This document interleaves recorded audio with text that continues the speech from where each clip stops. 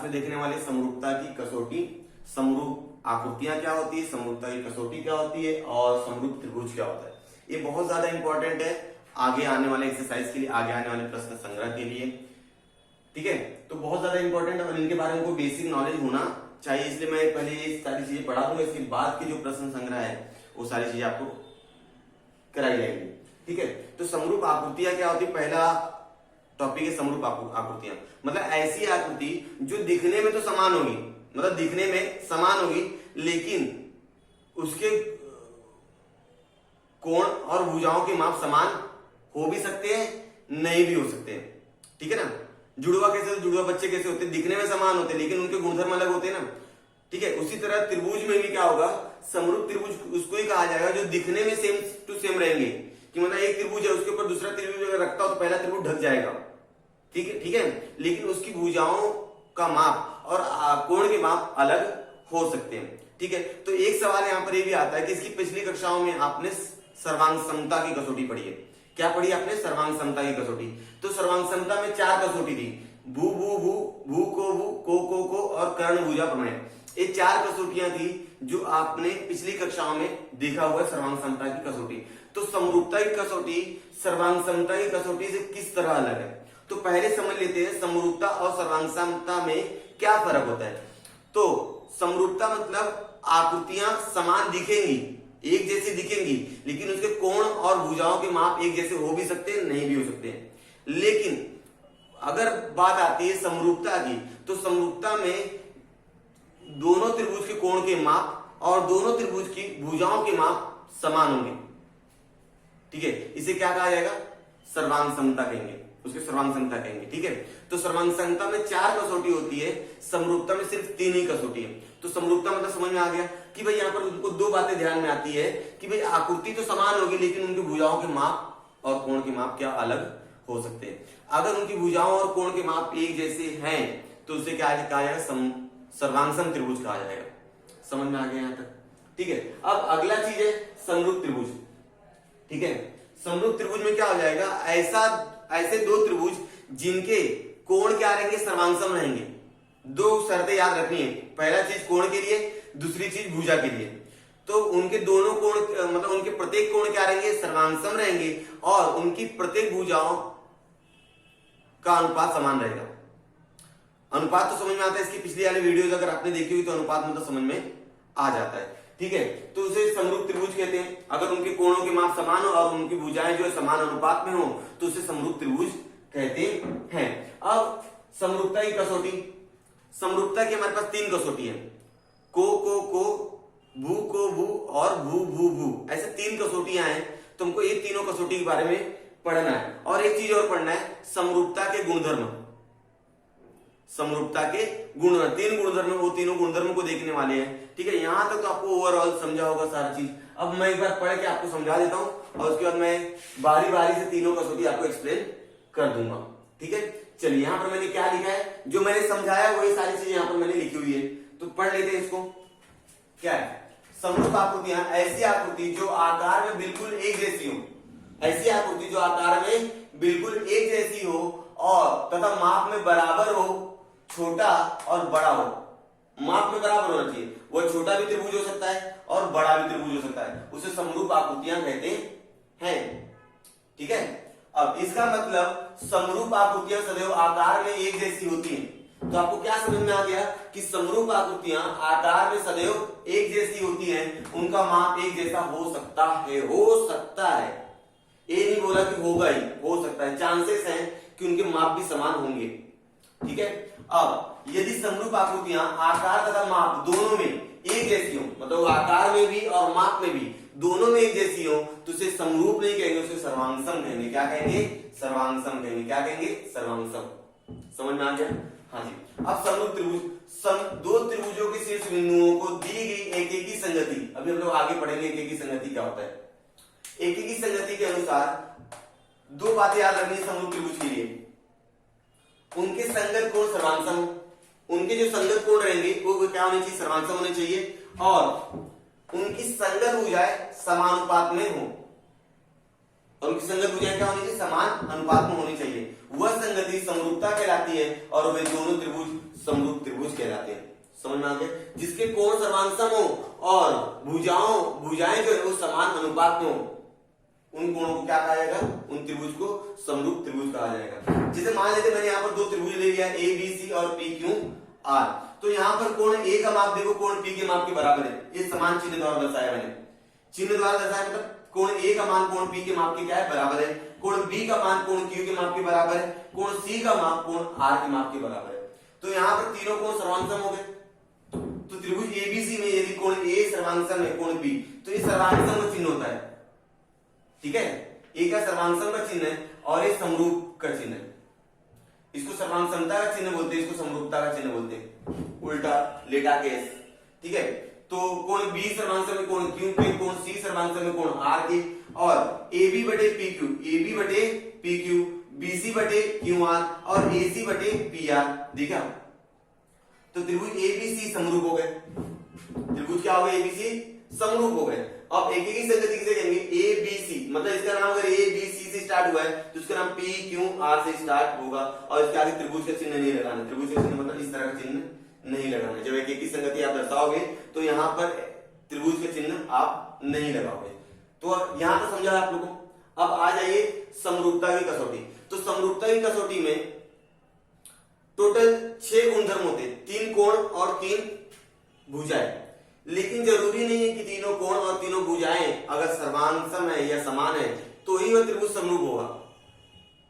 ठीक है, समरूप होने के लिए हमारे पास 3 कसौटियां हैं। उन तीनों कसौटी अगर साध्य हो जाती है, तीनों में से कोई भी एक कसौटी अगर साध्य हो जाती है तो दिया गया त्रिभुज हमारा समरूप हो जाएगा। तो ये मत सोचिएगा कि दो त्रिभुज है, दो त्रिभुज 3 कोण होते हैं, 3 भुजाएं होती हैं, मतलब 6 गुणधर्म होंगे टोटल, मतलब 6 के 6 गुणधर्म मैच होने चाहिए दोनों त्रिभुज में।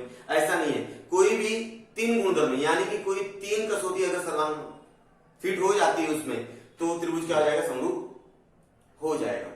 ठीक है, तो पहली कसौटी है कोण कोण कोण, जिसको शॉर्टकट में को कसौटी कहा जाता है। इसके अंदर क्या होता है कि दोनों त्रिभुज की संगत कोण क्या होते हैं, सर्वांसम होते हैं।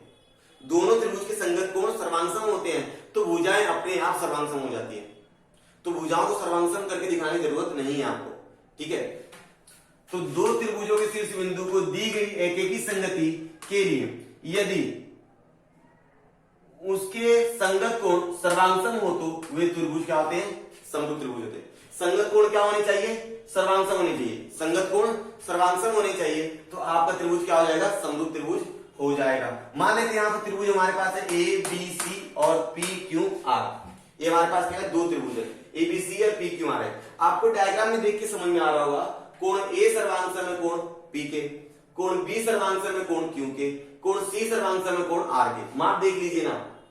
ठीक है, तो एक ही संगति क्या बनाएंगे आप, ए बी सी एक ही संगति का चिन्ह है। ये क्या है, एक ही संगति का चिन्ह है। एक ए बी सी एक ही संगति पी क्यू आर, कोण ए सर्वांसम में कोण पी के, कोण बी सर्वांसम में कोण क्यू के, कोण सी सर्वांसम में कोण आर के। दिख गया। तो कौन सी कसौटी लग गई यहाँ पर, 3 के तीनों कोण सर्वांसम है तो कोण कोण कोण एक और आएगा को कसौटी द्वारा त्रिभुज एबीसी समरूप है। ये समरूपता का चिन्ह है, समरूप है त्रिभुज पी क्यू आर के। अभी इसके बाद 2 कसौटी और बची हुई है, वो 2 कसौटी हम लोग देख लेते हैं। स्टूडेंट्स, मैंने यहाँ पर दूसरी कसौटी और तीसरी कसौटी लिख दी है और समरूप त्रिभुजों के गुणधर्म लिख रहे हैं। ठीक है, इसके पहले मैंने पहली कसौटी आपको बता दी है, कोण कोण कोण कसौटी। ठीक है, अब हम लोग देखने वाले भू को भू कसौटी। तो भू कसौटी को मैं एक्सप्लेन कर देता हूँ। मान लीजिए हमारे पास 2 त्रिभुज है। ठीक है, अब 2 त्रिभुज की पहले वाले त्रिभुज की 2 भुजाएं जो है वो दूसरे त्रिभुज की 2 भुजाओं के समानुपात में है।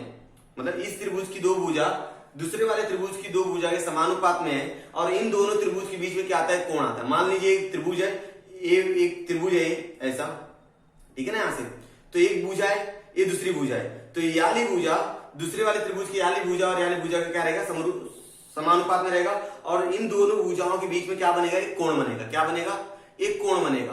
तो इसे क्या कहा जाता है, भू कसौटी। मतलब 2 भुजाओं के बीच में क्या आएगा, एक कोण आएगा।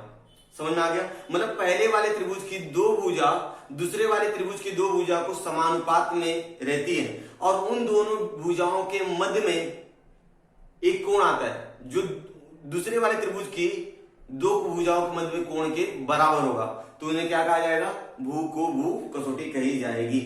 समझ में आ गया? अब अगला कसौटी क्या है? भू भू भू कसौटी। मान लेते हैं हमारे पास दो त्रिभुज है। पहले वाले त्रिभुज की सभी भुजाओं का, पहले वाले त्रिभुज की भुजाएं दूसरे वाले त्रिभुज की भुजाएं अगर समान अनुपात में हैं, पहले वाले त्रिभुज की जो भुजा है और दूसरे वाले त्रिभुज की जो भुजा है, अगर दोनों भुजाओं के अनुपात समान अनुपात में है, तो उसे क्या कहा जाएगा? भू भू भू कसौटी से वो क्या हो जाएंगी? समरूप हो जाएंगी। क्या हो जाएंगी? समरूप हो जाएंगी। ठीक है, तो ये दोनों कसौटी मैंने एक्सप्लेन कर दी। अब मैं यहां पर एक बार बता देता हूं। ठीक है, आ जाइए। दो त्रिभुजों के शीर्ष बिंदु को दी गई एक की संगति के लिए, शीर्ष बिंदुओं को दी गई एक की संगति के लिए यदि एक त्रिभुज की भुजाएं दूसरे त्रिभुज की संगत भुजाओं की समानुपाती है, बोला था ना, एक त्रिभुज की भुजाएं दूसरे त्रिभुज की भुजाओं के समानुपाती में हो और पहले त्रिभुज की उन्हीं दो भुजाओं में समाविष्ट कोण, देखो यहां पर लिखा समाविष्ट कोण, समाविष्ट कोण दूसरे त्रिभुज की उन्हीं दो भुजाओं में समाविष्ट कोण के माप की क्या होता है? समाविष्ट कोण के माप की क्या होता है? बराबर सर्वांग होता है। तो इसे क्या कहा जाएगा? समरूप त्रिभुज कहेगी। कौन सी कसौटी से? भू भू भू कसौटी से। तो मान लेते हैं यहाँ पर त्रिभुज हमारे पास है PQR और XYZ। तो PQ का मान 2.8 है और इसका मान कितना? 4.2 है। तो 2.8 और 4.2 अगर रखेंगे तो 14 के 42, 14 दूना 28 और 14 के क्या हो जाएगा? 42 हो जाएगा। ठीक है, और QR का मान और RZ का मान क्या है? 2/3 ही है। देख रहे समान अनुपात में है ना। अब इन दो भुजाओं में क्या है? कोण है, कोण Q और कोण R। अब दो समानुपाती भुजाओं के मध्य में क्या है? कोण समाविष्ट है, उसे कौन सा कसौटी कहा जाएगा? भू को भू कसौटी। तो एक ही संगति हुई PQ/XY और QR/YZ। ठीक है, और यहाँ पर कोण जो है Q सर्वांसम रहेगा कोण YT। इस प्रकार भू को भू कसौटी के आधार पर त्रिभुज दोनों PQR और XYZ क्या हो गए? समरूप हो गए। ठीक है, इसका उपयोग आगे वाले एक्सरसाइज में, आगे आने वाले प्रश्न संग्रह बहुत ज्यादा होने वाला है। ठीक है, भू भू भू कसौटी। भू भू कसौटी मतलब दो त्रिभुज रहेंगे, दोनों त्रिभुज की प्रत्येक भुजा क्या रहेंगे? समानुपात में रहने वाली है। दो त्रिभुज की शीर्ष बिंदुओं को दी गई एक की संगति के अनुसार, दी गई एक की संगति के अनुसार यदि एक त्रिभुज की तीनों भुजाएं दूसरे त्रिभुज की संगत तीनों भुजाओं के समानुपाती होती है, तो ये दोनों त्रिभुज क्या हो जाएंगे? समरूप हो जाएंगी। कौन सी कसौटी से? भू भू भू कसौटी। जैसे यहां पर 4, जैसे AB/, क्या आएगा? GE आएगा, ABC EFG। ठीक है ना, तो हमारे पास ये दो त्रिभुज है, तो 4/, क्या है? 2.6, 2.4। ठीक है, अगर मैं ऊपर नीचे 10 से गुणा कर दूं तो 40/24 हो जाएगा, तो 10/, कितना बच जाएगा? 6, मतलब 5/, कितना बच जाएगा? 3। ठीक है ना, ये 5/3 हो जाएगा। अब यहां पर ये 5/3 है, और देखो 45 और 27, ठीक है, ये दशमलव कट गया, कितना हो जाएगा? 9×5 45 और 9×3 27, तो सबका अनुपात 5:3, 5:3 आ जाएगा। AB/GE 5:3, BC/EF 5:3 और AC/GF 5:3। सबका अनुपात क्या है? समान है। तो ये त्रिभुज क्या हो जाएगा? समरूप हो जाएगा। कौन सी कसौटी से? भू भू भू कसौटी से। ये मैंने एक की संगति दिखा दी और तीनों भुजाएं समानुपाती दिखा दी मैंने। AB/GE, BC/EF, AC/GF। ठीक है, अब भू भू भू कसौटी द्वारा दोनों त्रिभुज क्या हो गए? समरूप हो गए। क्या हो गए? समरूप हो गए। अब आखिरी टॉपिक है समरूप त्रिभुजों के गुणधर्म। अगर हमारे त्रिभुज क्या है? समरूप है, तो उनके गुणधर्म क्या होंगे? ठीक है, पहला गुणधर्म परावर्तकता। ठीक है, परावर्तकता में क्या होता है कि अगर कोई एक त्रिभुज है तो वह त्रिभुज स्वयं अपने आप में ही समरूप होता है, मतलब वह त्रिभुज खुद में समरूप रहेगा। प्रत्येक त्रिभुज स्वयं के समरूप होता है। मान लीजिए त्रिभुज ABC है, तो त्रिभुज ABC अपने आप में समरूप रहेगा। त्रिभुज ABC समरूप त्रिभुज ABC, एक त्रिभुज उसका नाम ABC होगा, मान लिया ऐसा। सममिति में क्या हो जाएगा कि दो त्रिभुज रहेंगे। मान लेंगे एक त्रिभुज हमारा ABC है, दूसरा DEF है। अगर ABC त्रिभुज DEF के समरूप रहेगा तो DEF वह ABC के क्या रहेगा? समरूप रहेगा। सममिति समान गुणधर्म दर्शाएंगे। यदि कोई त्रिभुज दूसरे त्रिभुज के समरूप हो, यदि कोई त्रिभुज दूसरे त्रिभुज के समरूप हो तो वो दूसरा त्रिभुज पहले त्रिभुज के भी क्या रहेगा, समरूप रहेगा। इसे सममिति कहा जाता है। जैसे त्रिभुज एबीसी समरूप त्रिभुज डीईएफ, तो त्रिभुज डीईएफ समरूप रहेगा त्रिभुज एबीसी। समझा है? अब संक्रामिकता, संक्रामिकता में कहा तीन त्रिभुज हो जाएंगे। क्या हो जाएंगे? तीन त्रिभुज। मान लेते त्रिभुज हमारे पास है एबीसी डीईएफ, एबीसी डीईएफ और पीक्यूआर। अगर एबीसी डीईएफ के सर्वांग समय और डीईएफ पीक्यूआर के सर्वांग समय, तो मुझे हो जाएगा पीक्यूआर जो रहेगा वह एबीसी के समरूप रहेगा। समझ आया? मतलब यदि पहला त्रिभुज दूसरे त्रिभुज के समरूप है और दूसरा त्रिभुज तीसरे त्रिभुज के समरूप है, तो तीसरा वाला पहले त्रिभुज के समरूप होगा। इसको बोलते हैं संक्रामिकता। ठीक है? यदि कोई त्रिभुज दूसरे त्रिभुज के समरूप है, यदि कोई त्रिभुज है जो दूसरे त्रिभुज के समरूप है और दूसरा त्रिभुज तीसरे त्रिभुज के समरूप है, किसके? तीसरे त्रिभुज के समरूप है, तो पहला त्रिभुज तीसरे त्रिभुज के क्या रहेगा? समरूप रहेगा। ठीक है? तो यहां पर हमारे पास दो त्रिभुज एबीसी है डीईएफ के और डीईएफ पीक्यूआर के, तीसरे त्रिभुज के। तो तीसरा त्रिभुज जो पीक्यूआर है वो पहले त्रिभुज एबीसी के समरूप में रहेगा। प्रश्न संग्रह 1.3।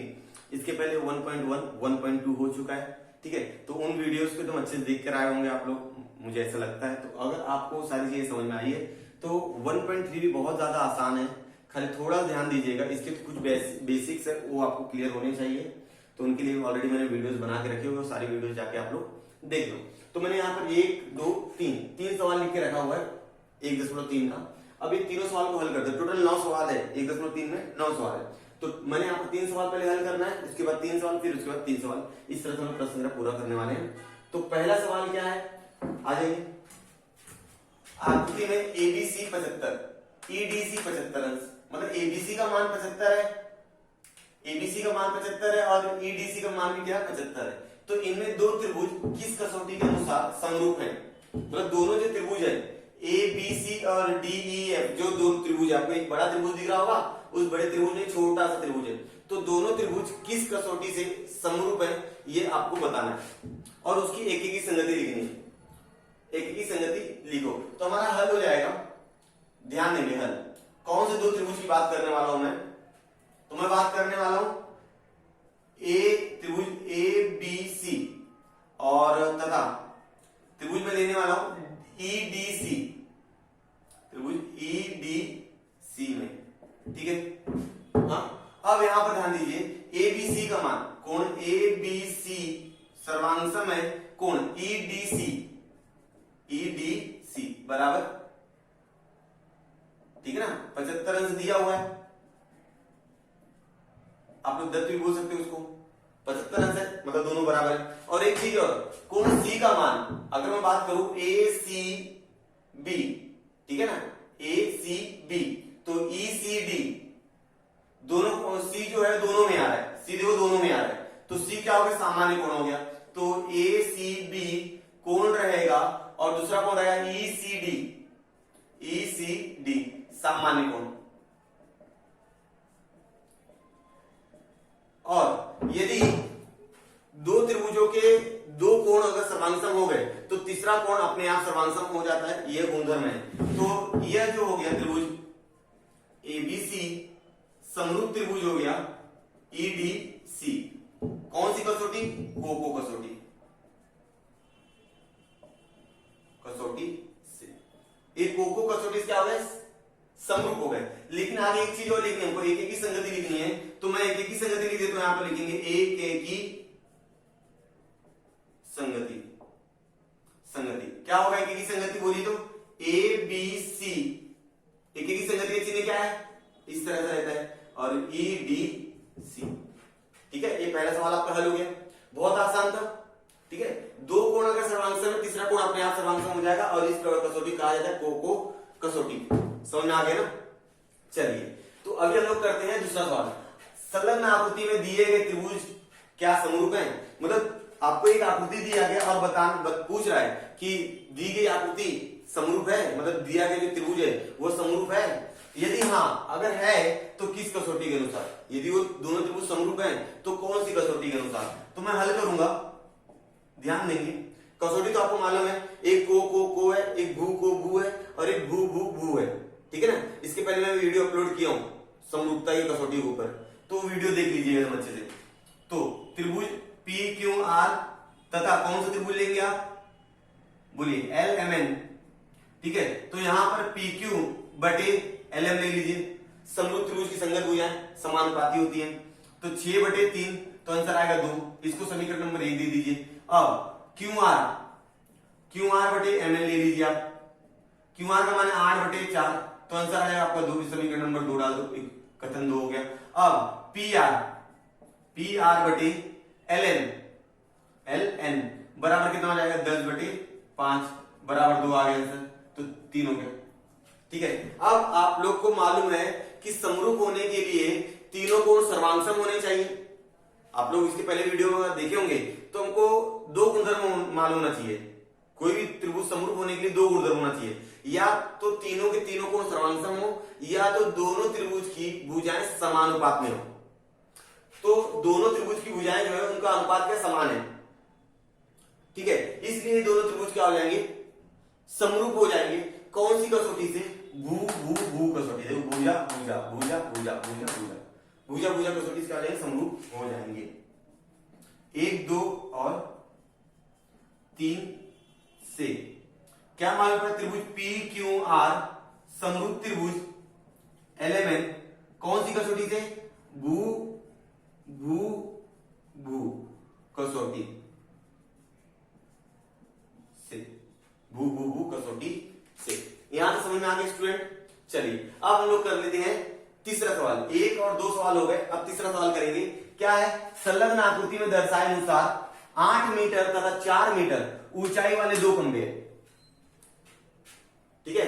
8 मीटर और 4 मीटर के 2 खंभे आपके पास हैं, समतल जमीन पर खड़े हैं। समतल जमीन मतलब प्लेन जमीन है, खुरदुरा नहीं, ऊबड़ खाबड़ नहीं, एकदम प्लेन जमीन है। वहां पर 2 खंभे खड़े हैं। एक खंभे की ऊंचाई 8 मीटर है, दूसरे खंभे की ऊंचाई कितनी है, 4 मीटर है। सूर्य प्रकाश से छोटे खंभे की परछाई, छोटा खंभा मतलब जिसकी ऊंचाई 4 मीटर हो, परछाई 6 मीटर होती है, तो उसी समय बड़े खंभे की परछाई की लंबाई ज्ञात कीजिए। अगर सूर्य प्रकाश पड़ता है तो छोटे खंभे की जो परछाई है वो 6 मीटर हो जाती है, तो मुझे बताइए आप कि बड़े खंभे की परछाई उसी समय कितने मीटर रहेगी। तो मैं मान लेता हूं मेरे पास यहाँ पर एक खंभा है और यहाँ पर एक खंभा है, ये 4 मीटर का खंभा है और ये 8 मीटर का खंभा है, समझे स्टूडेंट। अब एक खंभे की परछाई पड़ती है 6 मीटर, ठीक है। जब सूर्य प्रकाश यहां से गिरेगा तो ये 6 मीटर का क्या बन जाएगा परछाई, तो ये बन गया त्रिभुज, ठीक है। और ठीक उसी तरह इसकी परछाई कितनी होगी नहीं मालूम है, तो इसको नाम दे दो ए बी सी, इसको नाम दे दो एल एम एन। यहां पर 90 अंश का कोण बना, ठीक है। हमको क्या ज्ञात करना है, ये ज्ञात करना है। तो इसको हल करना है, एम एन का मान हमको लाना है, तो मैं हल करूंगा। तो हल तो मेरा यही चालू हो गया है। हल क्या लिखेंगे, ए बी यह छोटे खंबे की और एल एम यह बड़े खंबे की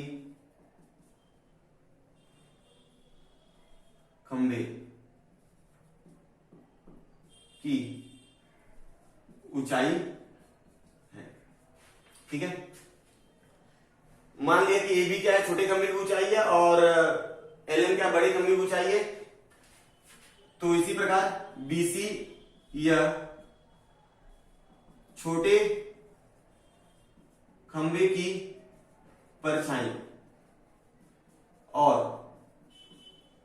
एम एन यह बड़े खंबे की परछाई है। सही है ना, आपको लिख के दिखाना पड़ेगा, तभी तो एग्जामिनर को मालूम पड़ेगा कौन सी चीज क्या है, ठीक है ना।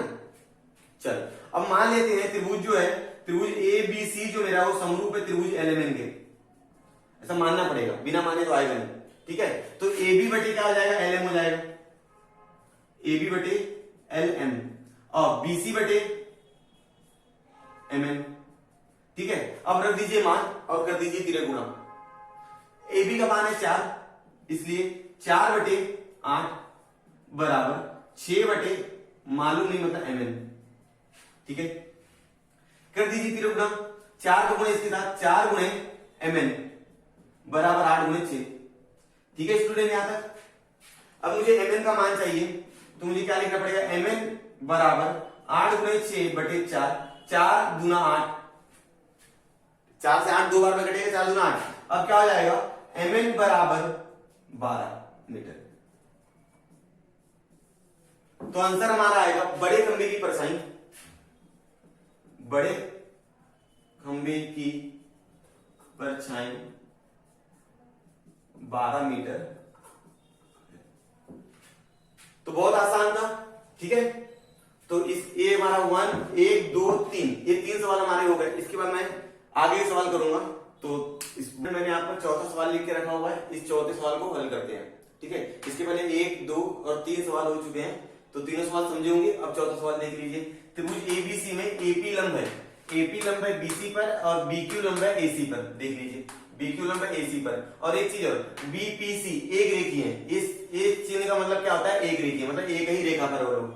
और एक्यूसी, बीपीसी और एक्यूसी क्या है, एक रेखा पर है। तो सिद्ध करो त्रिभुज सीपीए और सीक्यूबी दोनों क्या है, समरूप है।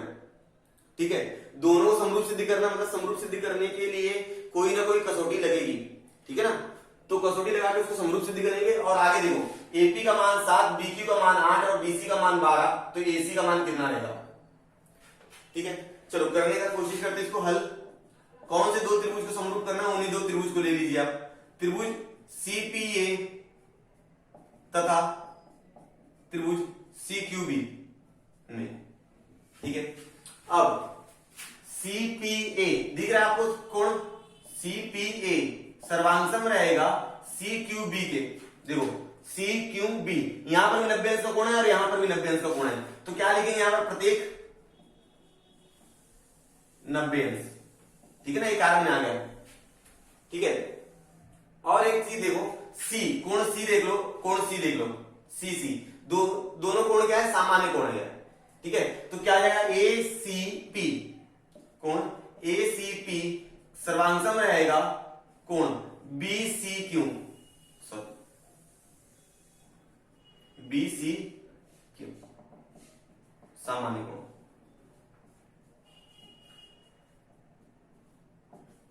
ठीक है, अब दो कोण सर्वांगसम हो गए। तो इसके पहले वाले सवाल में मैंने बताया कि दो कोण यदि सर्वांगसम, तीसरा कोण क्या हो जाएगा, अपने आप सर्वांगसम हो जाएगा। ठीक है, तो इसलिए हम लोग बोले त्रिभुज सीपीए समरूप रहेगा त्रिभुज सीक्यूबी के। कौन सी कसौटी, कोण कोण कसौटी, कोण कोण कसौटी से। समझ में आ गया। अब हमको एक चीज तो मैंने पहली चीज तो सॉल्व कर ली है कि भाई उसको हम लोग क्या करना है, समरूप सिद्ध करना है। तो समरूप मैंने सिद्ध कर दिया कौन सी कसौटी से, को कसौटी से।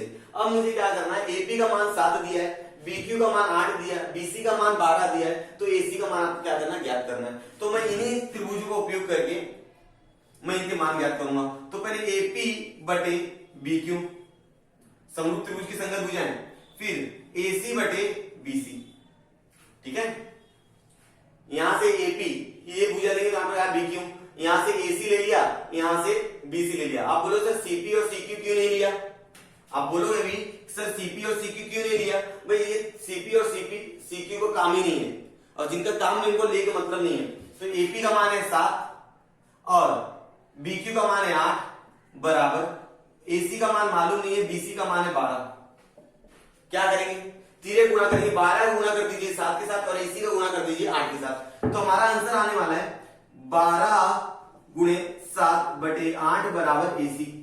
ठीक है, अब ये कटेगा, 4 दूना 8, 4 तिया 12। तो हमारा आंसर क्या आने वाला है, देखो एसी बराबर 3 का गुणा 7 के साथ 21 बटे 2 और 21 बटे 2 मतलब हो जाता है 10.5। ठीक है, तो एसी का मान हमारा आ गया 10.5। कितना आसान था ना आसान। तो इसी तरह बहुत सारे सवाल आसान दिखेंगे आपको और ध्यान देती जाइएगा बस। अब हम लोग करेंगे 5वां सवाल। 4 सवाल हो गए, अब 5वां सवाल करते हैं। क्या है 5वां सवाल में, सिद्ध करना आपको संलग्न आकृति में चतुर्भुज PQRS क्या है, संलग्न चतुर्भुज है जिसके अंदर भुजा PQ समांतर है SR के।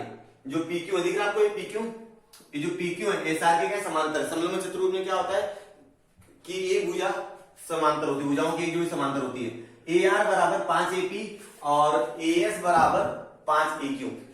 ठीक है, ये मान दिया हुआ है तो इसको सिद्ध करना है तो दत्त मैं लिख देता हूं, दत्त मैं लिखता हूं कि चतुर्भुज PQRS, PQRS ये क्या है, समलंब चतुर्भुज है। ठीक है, ये दिया हुआ है, समलंब चतुर्भुज है, ये सारी चीज दी गई है। और एक चीज और दिया है, ए आर बराबर दिया है 5 AP और ए एस बराबर दिया है 5 AQ। तो आपको साध्य क्या करना होगा, साध्य आपको करना है एस आर बराबर 5 PQ, ये आपको सिद्ध करना है। ठीक है, तो सिद्ध करने के लिए हमको यहां पर क्या लिखना पड़ेगा, उत्पत्ति, और बहुत आसानी से हो जाएगा क्योंकि यहां पर PQ समांतर है SR के, PQ समांतर SR के बहुत ज्यादा अहम भूमिका निभाएगा। PQ समांतर SR के और SQ क्या है, इनकी समान तिर्यक रेखा है। SQ किरण SQ बोल दीजिए आप, किरण SQ यह इनकी तिर्यक रेखा है। कौन सी रेखा है, तिर्यक रेखा। तिर्यक रेखा मतलब जो प्रतिच्छेदित करके आती है, तिर्यक रेखा है। इसलिए तिर्यक रेखा जब दो समांतर रेखा और बीच में तिर्यक रेखा आ जाए तो संगत कोण, एकांतर कोण, अंतखंड कोण, ये सारे कोण बन के तैयार होते हैं। तो यहां पर हम लोग एकांतर कोण बनाने की कोशिश करें, PQS कोण, PQS सर्वांशम कोण RSQ, यहां का कोण और यहां का कोण क्या है, सर्वांशम, जेड बन रहा है देखो, तो RSQ। ठीक है, RSQ कौन सा कोण हो गया, एकांतर कोण। कौन सा कोण, एकांतर कोण। समझे यहां तक। चलिए अब मैं PQS को PQA तक लिख देता हूं, नाम बदली हो रहा है, कोण तो वही है ना, तो मैं क्या बोलूंगा, PQA सर्वांशम रहेगा RSA। इसको समीकरण नंबर 1 दे देते हैं। ठीक है, यहां से समझ में आया स्टूडेंट। अब त्रिभुज हमको लेना है, देखो सिद्ध क्या करना है, SR और PQ, SR नीचे है और PQ ऊपर है, मतलब दो त्रिभुज को आप पहले क्या कर दीजिए, समरूप सिद्ध कीजिए। ठीक है, जब भी इस तरह सिद्ध करने वाला सवाल आए तो आप दो त्रिभुज लेंगे, अब दोनों त्रिभुज को क्या करेंगे, समरूप सिद्ध करेंगे। अब समरूप सिद्ध करने के लिए हमारे पास कसौटी होना चाहिए, को कसौटी है, कोण कोण कोण कसौटी है, भू भू भू कसौटी, भू को भू कसौटी है। ये सारी कसौटियों का उपयोग करके हम दिए गए त्रिभुज को समरूप सिद्ध करेंगे। और जब समरूप त्रिभुज हो जाएगी तो समरूप त्रिभुज की संगत हो जाए और संगत कोण क्या होते हैं, सर्वांशम होते हैं। ठीक है, ठीक है, तो हम लोग दो त्रिभुज लेने वाले हैं, PQA तथा त्रिभुज कौन सा लेंगे हम, RSA, RSA में। ठीक है, तो एक चीज तो यहां पर लिखा हुआ है, PQA सर्वांशम रहेगा कोण RSA के, एक से मालूम पड़ गया हमको। ठीक है ना, एक से मालूम पड़ गया ना, लिख दिया। अब एक चीज और, PAQ सर्वांशम रहेगा RAS। सर क्या बोल दिया आपने, शीर्षाभिमुख कोण है वहां पर, शीर्षाभिमुख कोण। ठीक है, शीर्षाभिमुख कोण, शीर्षाभिमुख कोण से क्या हो गया, सर्वांशम हो गया। शीर्षाभिमुख कोण में क्या बनता है, x बनता है। क्या बनता है, x। यहां का कोण, यहां का कोण भी सर्वांशम रहेगा। ठीक है, अब दो कोण सर्वांशम आ गए, मतलब एक त्रिभुज क्या हो गया, समरूप हो गया। तो लोग क्या बोलेंगे, त्रिभुज PQA समरूप त्रिभुज RSA, कौन सी कसौटी, कोण कोण कसौटी,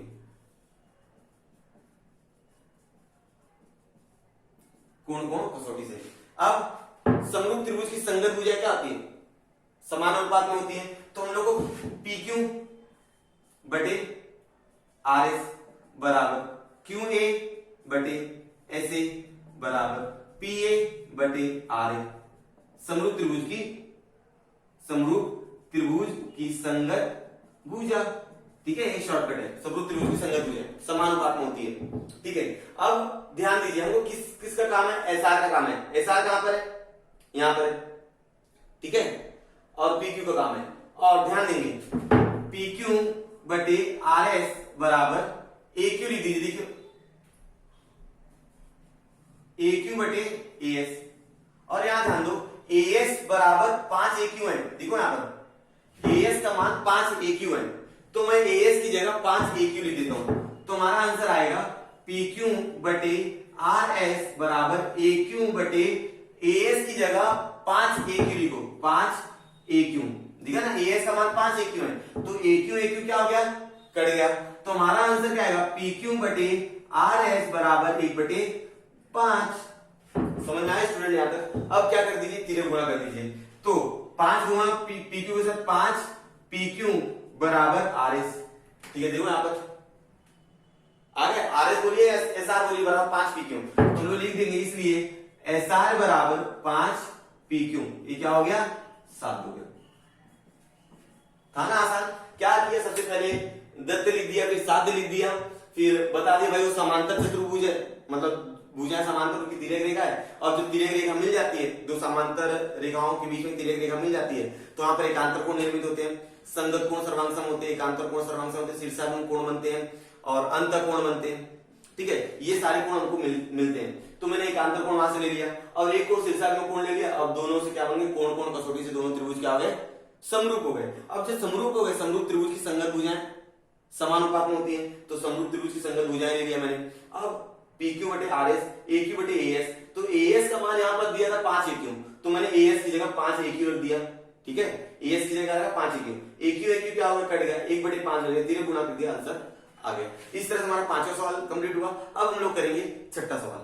मैंने यहाँ पर छठा सवाल लिख के रखा है, इसके पहले 1 2 3 4 5 सवाल हो चुके हैं, अभी छठा सवाल। छठा सवाल 90% 5वें सवाल जैसे ही है। ठीक है, 90% बहुत ज्यादा आसान है। यदि आपको 5वां सवाल एकदम अच्छे समझा होगा तो छठा सवाल तो एकदम आसानी समझ में आ जाएगा। समलग्न चतुर्भुज ABCD, एक समलग्न चतुर्भुज है जिसका नाम क्या है, ABCD है। अब BC समांतर है, सॉरी AB समांतर है CD की। ठीक है, अब विकर्ण AC, जो विकर्ण AC है, विकर्ण BC परस्पर बिंदु O पर क्या करें, प्रतिच्छेदित कर रहे हैं, बिंदु O पर क्या करें, प्रतिच्छेदित कर रहे हैं। तो AB का मान हमारे पास 20 दिया है, DC का मान हमारे पास 6 दिया है और OB का मान हमारे पास 15 दिया है। तो DO का मान हमको क्या करना है, ज्ञात करना है। ठीक है, तो स्टूडेंट क्या करना है हमको, इसके पहले वाले सवाल में 5वें में देखा कि भाई अगर किसी का मान ज्ञात करना है तो त्रिभुज हमारा क्या होना चाहिए, समरूप होना चाहिए। यदि त्रिभुज को मैंने समरूप बता दिया, अब समरूप त्रिभुज की संगत भुजाएं क्या होती है, समानुपात में होती है, तो हम लोग उनको मान रखेंगे, तिरक गुणा करके आंसर ला देंगे। तो यहां पर ध्यान दीजिए, हल, जबकि आपको मालूम है कि AB समांतर है CD के, और तिर्यक रेखा कोई भी एक मान लीजिए, AC इनकी तिर्यक रेखा है और AC इनकी क्या है, तिर्यक रेखा है। भाई AC को मान लो या OB को मान लो, विकर्ण OC,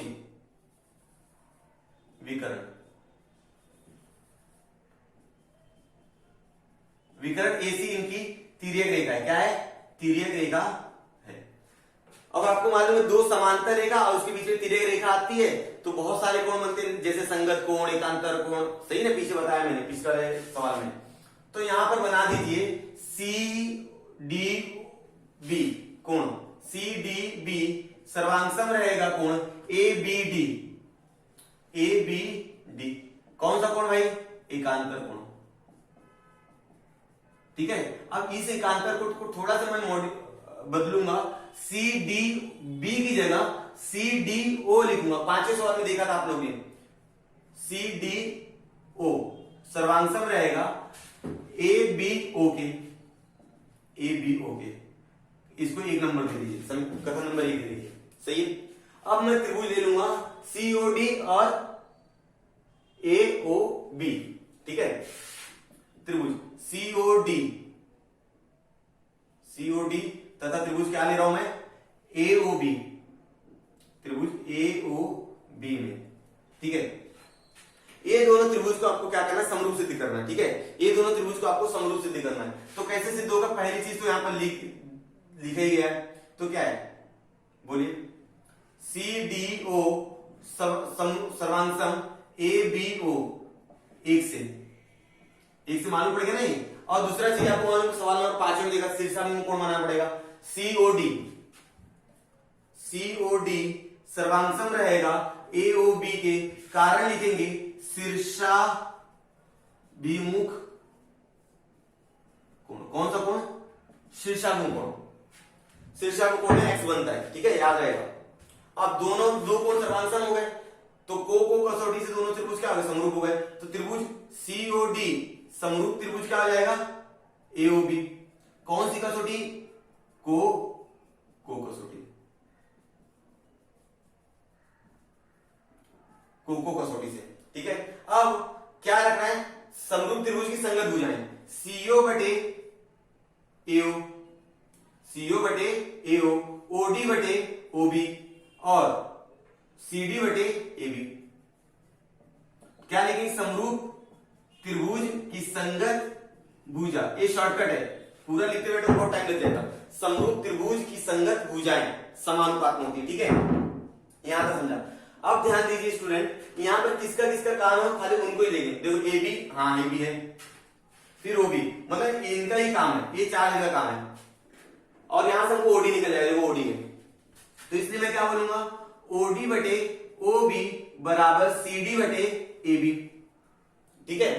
अब मान रख दीजिए और हमारा आंसर आ जाएगा। OD का मान मालूम नहीं है, लेकिन OB का मान मालूम है, कितना OB का मान देखो 15, और CD का मान कितना है 6, और AB का मान है 20, सही कर रहा हूं। अब क्या करेंगे, तिर्यक गुणा और आंसर हमारा आ गया। 20 का गुणा OD के साथ, 20 गुणे OD बराबर 15 गुणे 6, सही है। अब OD का मान चाहिए हमको, या DO, OD बोल रहे हैं, OD बराबर 15 गुणे 6 बटे 20। भाई 15 और 20 किससे कटेगा स्टूडेंट, 5 और 5 से कटेगा, 5 तिया 15, 5 चौक 20, OD बराबर 5 तिया 15 और 5 चौक 20, ठीक है। हाँ, अब ध्यान देंगे थोड़ा सा, बहुत ज्यादा आसान हो जाएगा, 3 चक 18 हो गया, तो OD बराबर हो जाएगा 18 बटे 4, ठीक है, OD बराबर 18 बटे 4। अब 18 को आप 4 से भाग दीजिए, 4 चौक 16, 2 बच गया, 4 पंचे 20, तो OD का मान कितना आ गया 4.5, ठीक है। था ना आसान, इतना आसान सवाल कहां मिलेगा आपको। अब इसके बाद मैं करूंगा अब छठा सवाल। स्टूडेंट मैंने यहाँ पर 7वां सवाल लिख दिया। 7वें सवाल में आपको सिद्ध करना है DE गुणे BE बराबर CE गुणे TE, ये दोनों को क्या करना हमको सिद्ध करना है। तो इसको सिद्ध करने का बहुत आसान सा तरीका है, ध्यान देंगे अच्छे से। ये क्या है, ABCD समांतर चतुर्भुज है, BC पर E कोई बिंदु है, BC पर कोई बिंदु E है, DE ये रेख AB को, जो DE है ना वो रेख AB को T पर क्या करेगी, प्रतिच्छेद करेगी, AB को T पर क्या कर देगी, प्रतिच्छेद करेगी, तो सिद्ध करेगी DE गुणे BE, DE गुणे BE और CE गुणे TE, ये हमको क्या करना, सिद्ध करना है, ठीक है। चलो तो हल कर लेते इसको। हल तो हमको एक चीज मालूम है कि भाई समांतर चतुर्भुज में AD समांतर रहेगा BC के, ठीक है, और जब समांतर रहेंगे तो AD क्या इनकी दिया गया किरण, AT यह इनकी क्या है, तिर्यक रेखा है, ठीक है, AT इनकी तिर्यक रेखा है। तो ध्यान देंगे ना अच्छे से, तो यहां पर बनने वाला कोण और यहां पर बनने वाला कोण क्या आएगा, सर्वांग बनने वाला है, ठीक है।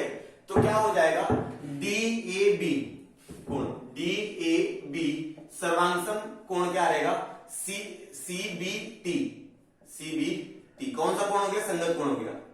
संगत कोण इसलिए मैं बोल रहा हूं क्योंकि ये समांतर रेखाएं हैं, समांतर रेखा को तिर्यक रेखा काटी है, तो ये संगत कोण हो गया।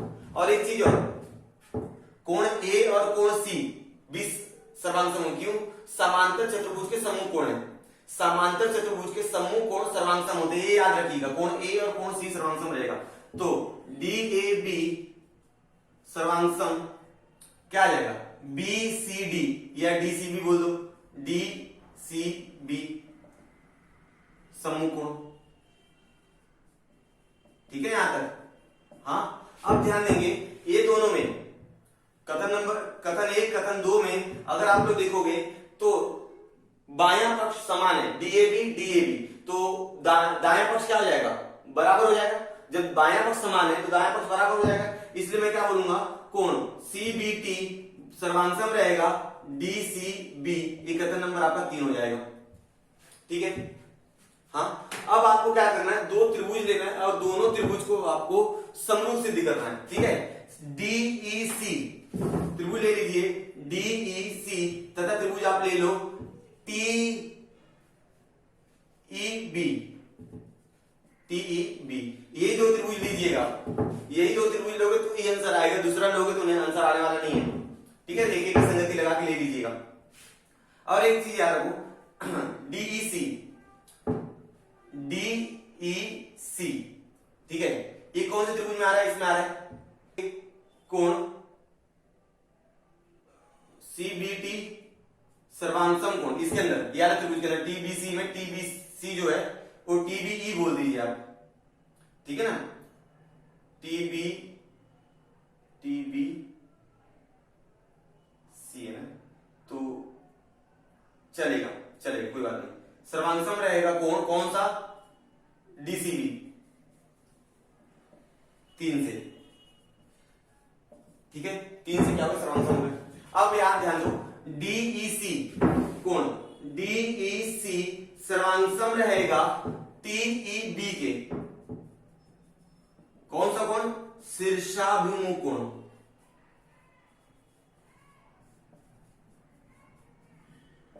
शीर्षाभिमुख कोण, सही है, शीर्षाभिमुख कोण हो गया। अब दो कोण तो मिल गए हमको, तो ये दोनों त्रिभुज क्या हो गए? समरूप हो गए। कौन सी कसौटी से? कोको कसौटी से। तो त्रिभुज डीईसी समरूप त्रिभुज क्या हो जाएगा? टीईबी। कौन सी कसौटी बोलिए? कोण कसौटी, कोण कसौटी से, समझ में आ गया। अब ध्यान देंगे थोड़ा सा, डीई बटे टीई बराबर ईसी बटे ईबी बराबर डीसी बटे टीबी। ये क्या लिखा मैंने? समरूप त्रिभुज की संगत भुजाएं समानुपात में होती हैं। इसका पहला 5वां और 6वां सवाल आपने देखा होगा, उसमें भी मैंने ये सब किया था। अब ध्यान दीजिए, मुझे डी क्या क्या किसका काम है? डी का काम है, हाँ सर डी का काम है, और ये दोनों काम है, देखो यही दोनों काम है, इसका काम नहीं है, इसका काम नहीं है, तो हम लोग ये दोनों को लेंगे और हल करेंगे। क्या है? डीई गुणे डी बटे टी बराबर ईसी बटे ईबी, समझ में आ रहा है। अब कर दीजिए आप तिर्यक गुणा कर दो, डीई गुणे ईबी बराबर टीई गुणे ईसी, डीई गुणे बी, सी गुणे टी। अब इसके जैसे लिख दो, वही सब है, देखो ना, डीई, इसलिए डीई गुणे ईबी को बीई लिख सकता हूं मैं, बराबर, अब ये ईसी को पहले लो सीई गुणे टीई, ये क्या हो गया जी? 7 होते, ठीक है। अब बचे हुए 2 सवाल है, 8वां और 9वां, इसके बाद हम लोग 8वां और 9वां सवाल करेंगे। आई होप ये सारी चीजें आपको समझ में आ रही है। 1 से लेकर 7 सवाल हो गए, और एकदम अच्छे से वीडियो पॉज कर करके स्क्रीनशॉट ले लेकर लिख के इसको सॉल्व कीजिएगा, आपको डेफिनेटली समझ में आएगा। चलो हम लोग 8वां और 9वां सवाल कर लेते हैं।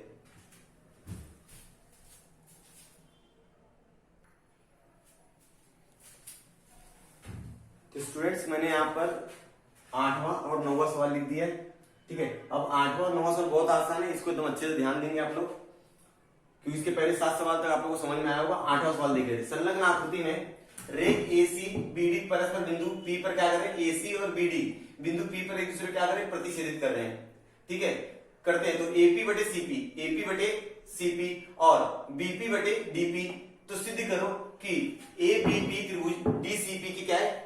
समरूप है, ठीक है।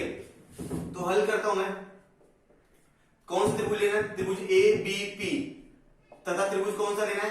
त्रिभुज, सॉरी यहां पर लिख देता हूं, त्रिभुज ABP समरूप त्रिभुज क्या लेना है? DCP में, ठीक है। एक चीज तो ऑलरेडी दे के रखा है, 2 भुजाएं दे के रखी है हमारे पास, तो AP बटे CP बराबर BP बटे DP, ये तो दत्त दिया हुआ है 2 भुजा, ठीक है। अब एक भुजा बना, एक कोण बना लीजिए, APB सर्वांशम रहेगा CPD, कैसे मालूम पड़ेगा? शीर्षाभिमुख कोण, कौन सा कोण? शीर्षाभिमुख कोण, ठीक है। अब इस शीर्षाभिमुख कोण सर्वांशम, 2 भुजा और एक कोण, कौन सी कसौटी हो गई? त्रिभुज ABP समरूप हो गया त्रिभुज DCP के, कौन सी कसौटी? भू कसौटी,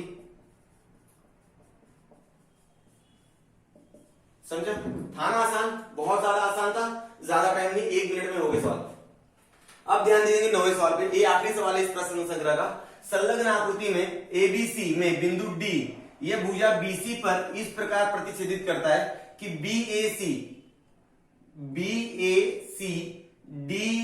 ADC की क्या है? बराबर है, ठीक है, तो सिद्ध कीजिए CA का स्क्वायर CB गुणे CD। तो इसके लिए हमको क्या करना पड़ेगा, ध्यान देंगे, दो त्रिभुज ले लो आप, त्रिभुज CDA हल कर रहा हूं मैं, CDA तथा त्रिभुज क्या लेंगे हम लोग, CAB ले लो, यही दो त्रिभुज लेंगे आप में। पहली तो एक चीज देख रखा उसने कि भाई ADC सर्वांगसम है या बराबर है BAC के, ठीक है, दत्त दिया हुआ है, ठीक है। और कोण C देख लो दोनों में है, तो कोण C सर्वांगसम कोण C, ये क्या है, सामान्य कोण। स्टूडेंट समझ में आ रहा है, C जो है दोनों में है, इसलिए दो जो त्रिभुज है ये क्या हो गया, समरूप हो जाएगा। त्रिभुज CDA समरूप त्रिभुज रहेगा CAB के। कौन सी कसौटी, कोको कसौटी। पूरे प्रश्न संग्रह में कोको कसौटी बहुत ज्यादा यूज हुई है, तो ध्यान दीजिएगा, और पूरा का पूरा एक्सरसाइज बहुत ज्यादा आसान है। नहीं समझ में आया वीडियो पॉज करके देख लीजिएगा एकदम अच्छे से, ठीक है। यहां तक तो CD बटे CA, DA बटे AB और CA बटे CB समरूप त्रिभुज की संगत भुजा। इसके पहले से आप लोग देखते आ रहे हो क्या लिख रहा हूं मैं, समझ में आ रहा है। अब किसका किसका काम है वो ध्यान दीजिए, CB और CD का है, CB इधर है CD इधर है, यही दोनों काम है, देखो लिख लीजिए। इसलिए CD बटे CA बराबर CA बटे CB। अब क्या कर दोगे आप, तीरे गुणा कर दीजिए, CA का गुणा CA के साथ, तो क्या हो जाएगा, CA का स्क्वायर बराबर CB गुणे CD। आगे आंसर, तीरे गुणा कर दिया, CA का गुणा CA के साथ CA स्क्वायर, CB का गुणा CD के साथ CB गुणे CD, ये हमारा क्या हो गया, साध्य हो गया। तो इस तरह से हमारा प्रश्न संग्रह 1.3 पूरा हो गया, और आई होप आपको पूरा चीज समझ में आ रहा होगा। अगर मेरा पढ़ाना आपको समझ में आए तो प्लीज अपने दोस्तों के साथ वीडियो ज्यादा से ज्यादा शेयर करो, और जो भी डाउट रहे मुझे कमेंट सेक्शन में बता दीजिएगा, मैं अपना व्हाट्सएप नंबर दे दूंगा। अगर आपको कोई सवाल ना आते रहे तो आप मुझे फोटो क्लिक करके मुझे सेंड कर देना, और मैं आपको उसके आंसर्स बता दूंगा, ठीक है।